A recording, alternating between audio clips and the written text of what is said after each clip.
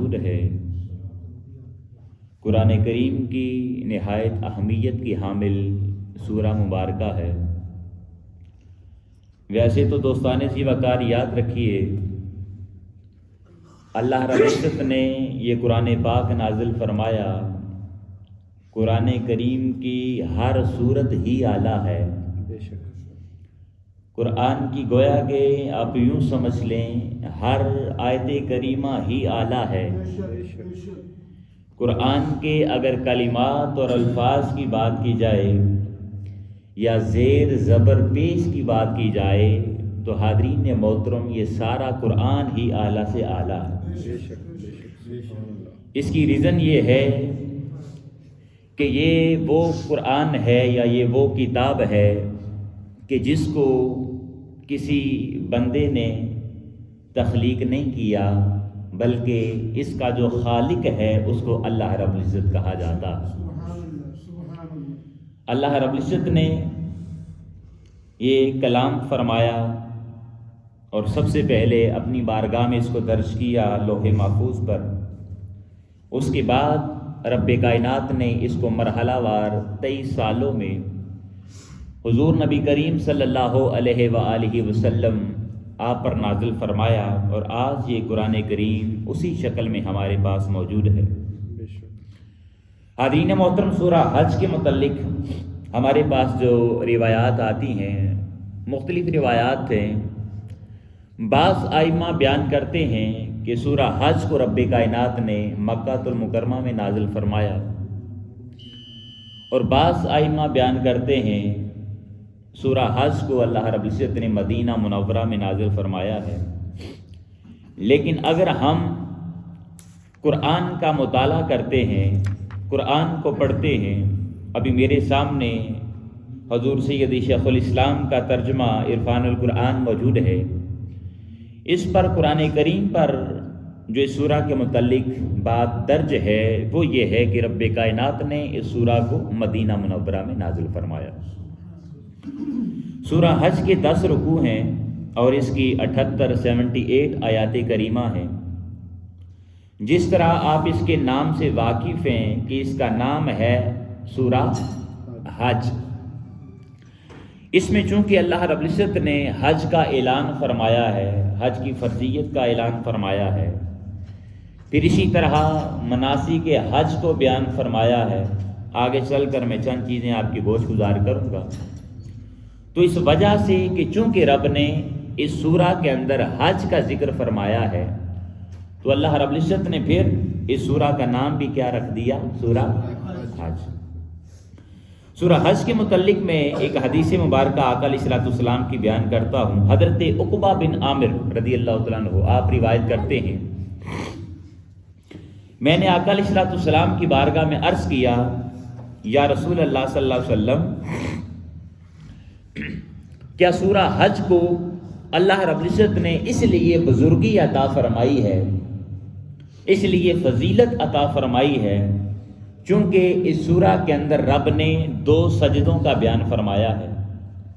تو آقا علیہ الصلوۃ والسلام نے ارشاد فرمایا ایسی ہی بات ہے کہ اللہ رب العزت نے اس کے اندر 2 سجدوں کا ذکر فرمایا ہے۔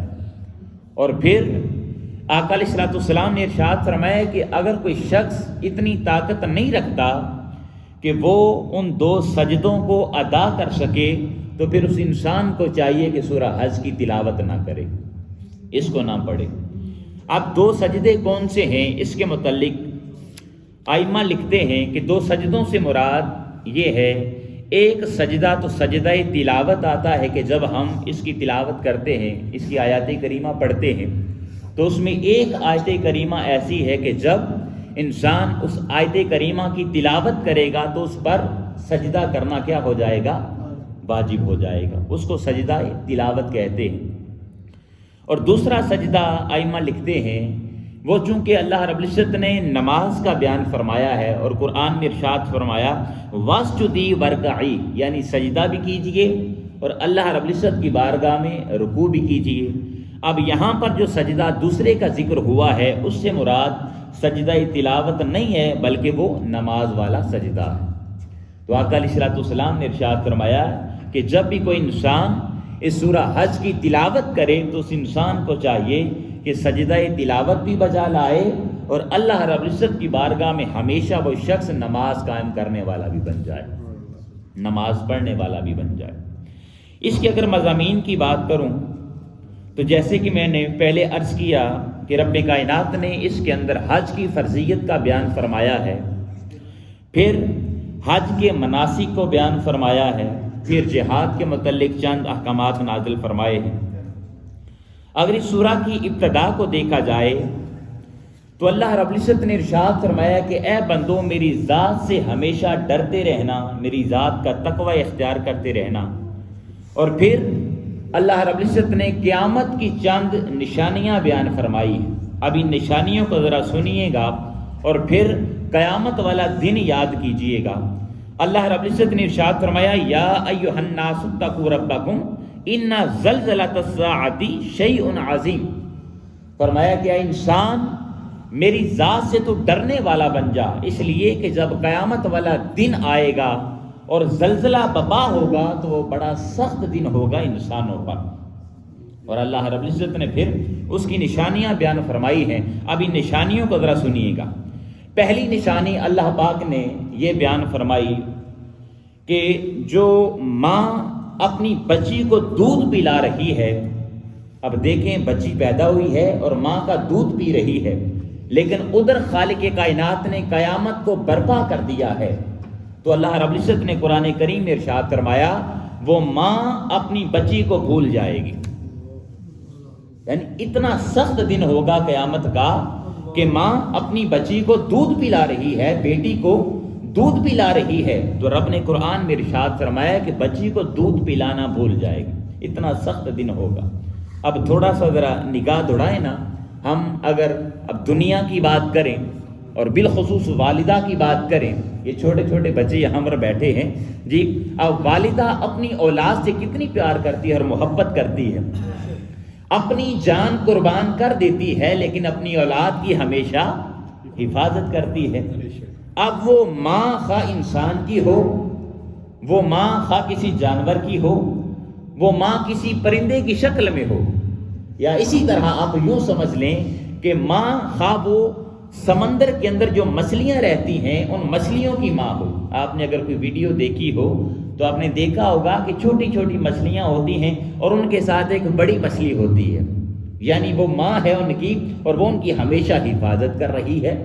اور اگر جانوروں کی بات کی جائے تو جب کسی جانور کے ہاں بچہ پیدا ہوتا ہے، جنم لیتا ہے، تو آپ دیکھتے ہیں کہ وہ ماں اس کی بڑی حفاظت کرتی ہے۔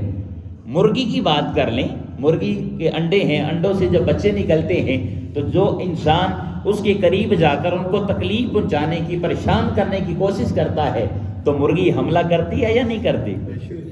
اسی طرح آپ بلی کے بچوں کو دیکھ لیں، کتیا کے بچوں کو دیکھ لیں، یا اسی طرح آپ پرندوں کو دیکھیں، پرندوں میں جو انڈے ہوتے ہیں ان میں سے جب بچے نکلتے ہیں، اگر کوئی درخت پر چڑھ کر ان کو تکلیف دے یا پریشان کرے ان بچوں کو تو ماں حملہ کرتی ہے یا نہیں کرتی؟ لیکن اللہ پاک نے ارشاد فرمایا قیامت والا دن اتنا سخت ہوگا کہ ماں اتنا زیادہ پیار کرتی ہے، اولاد سے محبت کرتی ہے، ادھر بیٹی کو دودھ پلا رہی ہے، ادھر رب کائنات نے قیامت برپا کرنے کا اعلان کر دیا ہے، وہ ماں اپنی بیٹی کو بھول جائے گی۔ اور پھر آگے ارشاد فرمایا، دوسری چیز نشانی بیان فرمائی کہ کوئی عورت وہ حاملہ ہوگی، حمل کی حالت میں ہوگی، یعنی اس کے ہاں اولاد نے ابھی جنم لینا ہوگا، بچہ اس کے پیٹ میں ہوگا، قیامت کا دن اتنا سخت ہوگا کہ وہ ماں، وہ عورت اپنے بچے کو، اپنے حمل کو گرا دے گی۔ پھر تیسری نشانی قیامت کی رب کائنات نے کیا بیان فرمائی ہے؟ ارشاد فرمایا قیامت کا دن اتنا سخت ہوگا کہ انسان اپنی عقل کو کھو بیٹھے گا، حواس باختہ ہو جائے گا۔ حاضرین عزیز وقار، پھر دوسرا موضوع جو رب کائنات نے سورہ حج کے اندر بیان فرمایا ہے وہ انسان کو جو دوبارہ زندگی عطا کی جائے گی اس کے متعلق ہے۔ لوگ اعتراض کرتے تھے کہ انسان کو جب قبر کے اندر دفن کر دیا جاتا ہے، انسان کی ہڈیاں، گوشت پوست مٹی کی زینت بن جاتا ہے، تو انسان کو دوبارہ رب کیسے زندگی عطا فرمائے گا؟ تو اللہ پاک نے اس کے اندر اس کا بھی ارشاد فرمایا یا ایھا الناس ان کنتم فی ریب من البعث فانا خلقناکم من تراب ثم من نطفۃ. یہ پورا مضمون رب کائنات نے ارشاد فرمایا کہ انسان تو میری ذات پر تردد میں پڑا ہے، شک میں پڑا ہے کہ ہم انسان کو دوبارہ کیسے زندگی عطا کریں گے. ذرا اپنی تخلیق پر غور کر لے، اپنی پیدائش پر، اپنی خلقت پر غور کر لے کہ میں نے تجھے کیسے تخلیق کیا ہے. انسان کو رب کائنات نے ایک نطفے سے بنایا ہے. نطفے کو اگر ہم دیکھیں تو یہ نطفہ ایک مردہ چیز ہے.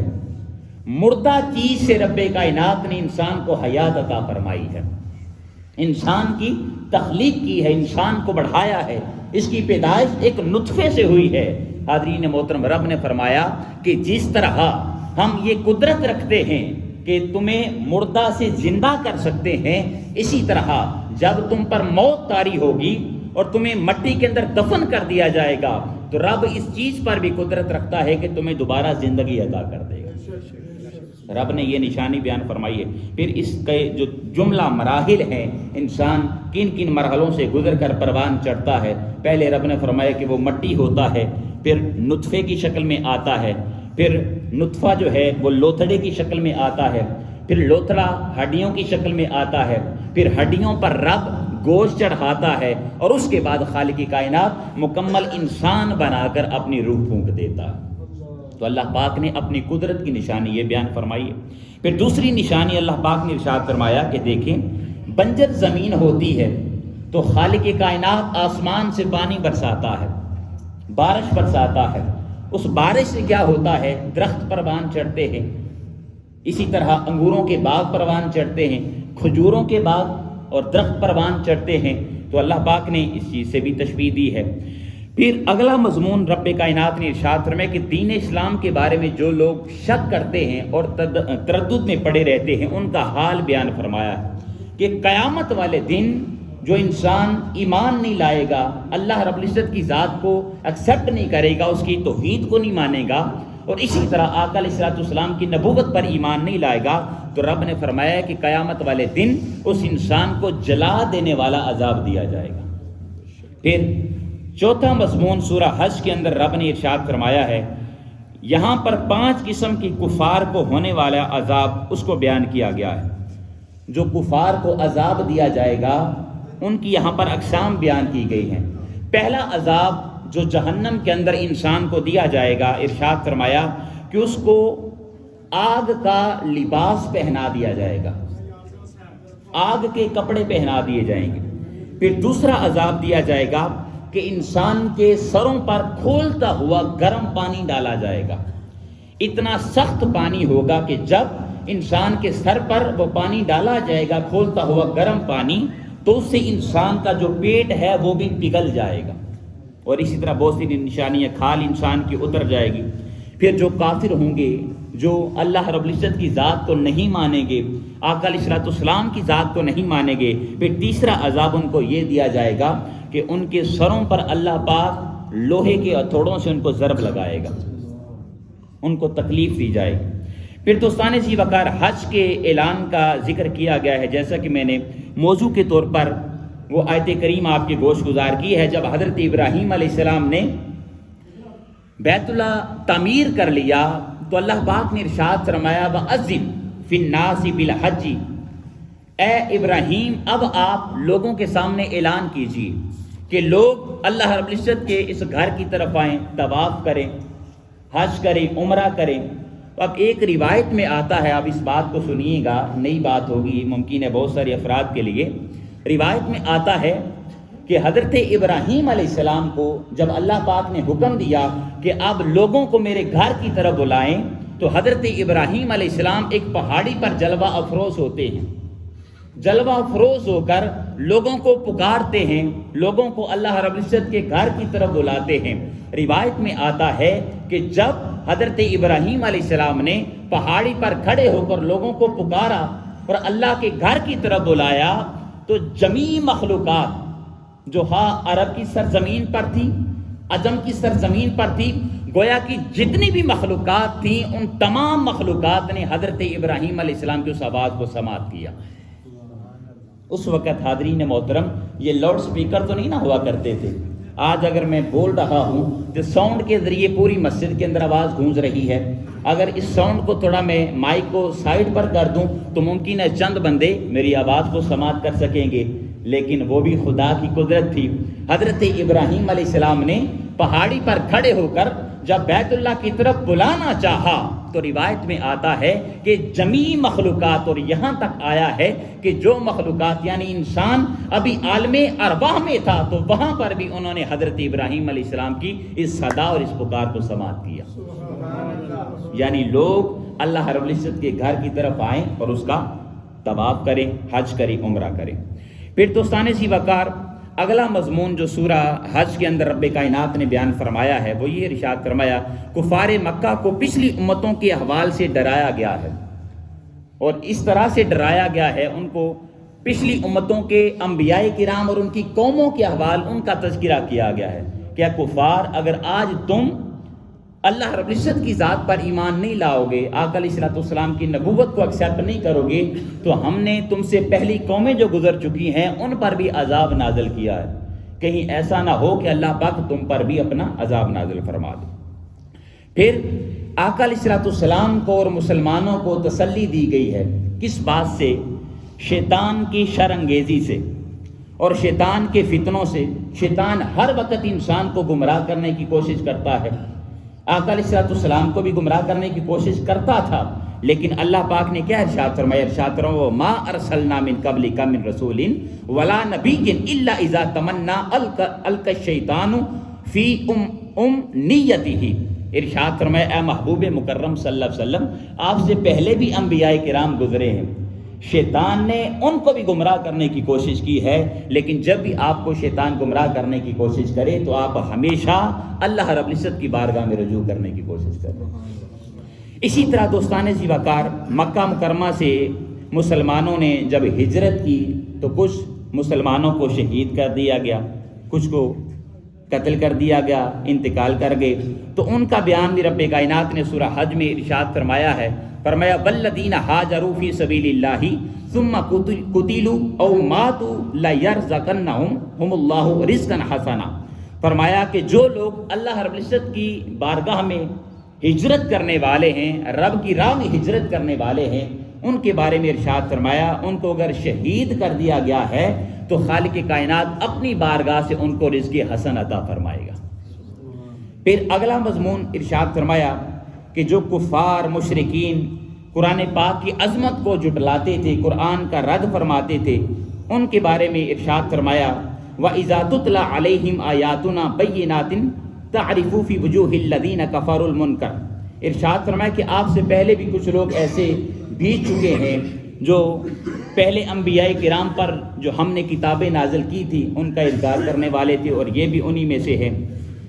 پھر آخر میں رب کائنات نے سورہ حج کے اندر چند فرشتوں کا ذکر فرمایا ہے اور چند انسانوں کا ذکر فرمایا ہے. فرمایا کہ ہم نے فرشتوں کو تخلیق فرمایا، لیکن ان فرشتوں میں سے چند فرشتوں کو ہم نے ان فرشتوں پر فضیلت عطا فرمائی ہے. اور اسی طرح فرمایا کہ ہم نے مخلوقات کو بنایا ہے، ہم نے انسانوں کو تخلیق فرمایا ہے، اور ہر انسان برابر نہیں ہے، ہر بندہ برابر نہیں ہے، بلکہ رب نے ارشاد فرمایا کہ ہم بعض انسانوں کو چن لیتے ہیں اور ان کو دوسرے انسانوں سے فضیلت عطا فرما دیتے ہیں. اب دیکھیں اگر ہم انسان کی بات کریں تو میں عرض کر رہا ہوں کہ ہر انسان برابر، بولیے ذرا، نہیں ہوتا. ہر انسان برابر نہیں ہوتا، ہر انسان برابر نہیں، اس لیے کہ انہی انسانوں میں سے کچھ کلمہ پڑھ کر مسلمان ہو جاتے ہیں. مخلوق تو رب کی بہت زیادہ ہے، ان میں بہت سارے مذاہب بھی ہیں، لیکن جو کلمہ پڑھ لیتا ہے، اللہ رب العزت کی توحید کو مانتا ہے اور آقا علیہ الصلوۃ والسلام کو اللہ کا نبی اور رسول تسلیم کر لیتا ہے، اب وہ مسلمان کلمہ پڑھنے والے وہ تمام انسانوں سے کیا ہو جاتے ہیں؟ افضل اور اعلیٰ ہو جاتے ہیں. پھر حاضرین محترم، ہر انسان مسلمانوں میں بھی برابر نہیں ہوتا. انہی مسلمانوں میں کچھ لوگ عبادات کر کے، ریاضات کر کے، مجاہدات کر کے اللہ پاک ان کو ولایت کے منصب پر فائز فرما دیتا ہے. جی پھر انہی میں سے رب کسی کو چنتا ہے، اس کو کتب بناتا ہے، کسی کو ابدال بناتا ہے، اور پھر ولایت کا سب سے اعلیٰ جو درجہ ہے کسی کو اللہ پاک انہی اولیاء میں سے چنتا ہے اور ان کو غوث بنا دیتا ہے۔ پھر اسی طرح دوستان زیبا کار پھر خالق کائنات چنتا ہے، کسی انسان کے نصیب میں ہوتا ہے کہ وہ انسان آقا علیہ الصلوۃ والسلام کا دیدار کر لیتا ہے، تاجدار کائنات کا بدوہا مکھڑا تک لیتا ہے، آقا علیہ الصلوۃ والسلام کی واللیل زلفوں کو دیکھ لیتا ہے، تو وہ انسان جس نے آقا علیہ الصلوۃ والسلام کا دیدار کر لیا وہ صحابی بن گیا۔ اب اس صحابی کو رب کائنات نے جمی انسانوں سے افضل اور اعلیٰ بنا دیا۔ تو میں عرض کر رہا تھا کہ ہر انسان یاد رکھیے برابر نہیں ہوتا۔ پھر اسی طرح ان سے اوپر درجہ وہ انبیاء کرام کا درجہ ہے، انبیاء کرام جن کو رب کائنات نے اپنی نبوت کے لیے چن لیا، وہ انبیاء تمام انسانوں سے افضل ہو گئے۔ پھر ان نبیوں سے اوپر اللہ رب العزت نے اپنے رسول بنائے ہیں، جن کو رب نے اپنی کتابیں عطا فرمائی ہیں، وہ رسول انبیاء کرام سے افضل ہیں۔